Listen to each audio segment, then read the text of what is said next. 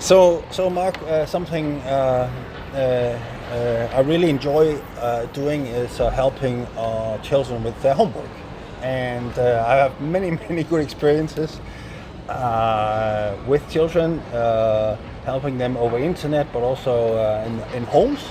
And what I'm learning from children is that they have enormous focus on mathematics, and also on languages such as German and French. And I try to take when working with them at home or over the internet, a demand-oriented way, and listen to their questions and thoughts and ideas. And sometimes there are other issues that come up, which to them are also important besides math and languages. And some of those are, for example,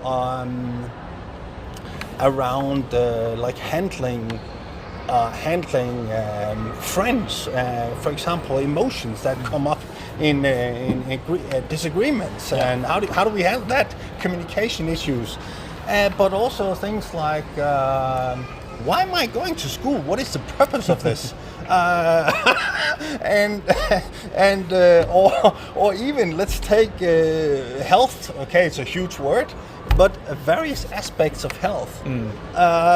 So the challenge I think is there are so many other issues besides the curriculum, and what is the right thing to do? How should we go about this with children in preparing them for this world, life in this world?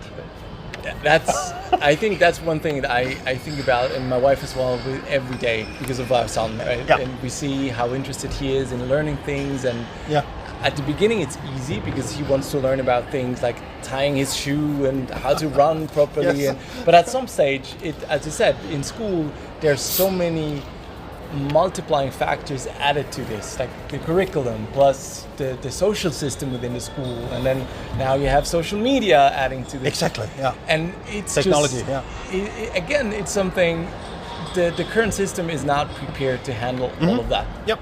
So we need people like you. We need people outside with a different perspective, who spends a bit more time, who tries to close the gap, if you will. Yep. And that should be also maybe professionalized. So to have people in schools or in school districts at least, where you can go to and say, this is all paid for.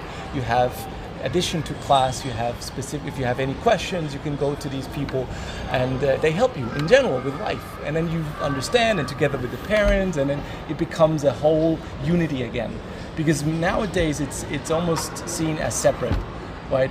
The child leaves home and goes to school, and then whatever happens in school, and then he comes home, and then because the parents are also busy because they have to work for their livelihood, etc. So I'm curious to learn a little bit more about what you mentioned around technology. How old is your son? 2.5. Two and a half. Yeah. 2.5, and then that's already an issue. No. But Okay. I see it. No, but I see it with like his cousins, for example. His older, cousins. like All right. they're 8 or 10. And it's a constant topic, but it's an issue in the sense of you're almost, if you're visiting a doctor's office and you get your regular appointment, the checkups, etc. You see these displays where it's no screen time for your kid, and like it's already mixing in there a little bit because the consumption of what the parents do are, of course, highly influential to the child, because that's all the child sees and hears and feels in his everyday life until school happens, and then social mixture comes into play.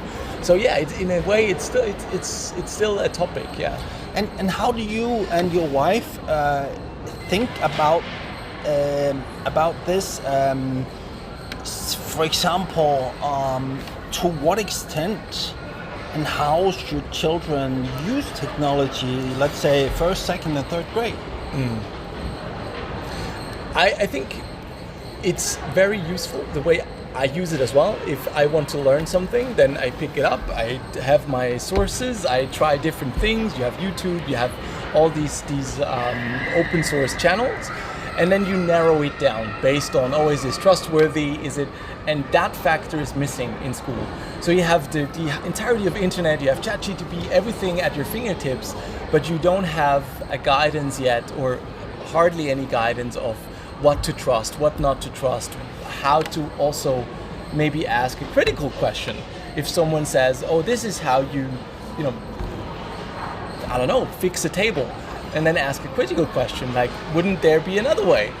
Because you're just consuming all the time. So you just, at some point, you just start believing, oh, this is the way. So I'll do it exactly the same and, fix my table, that's it.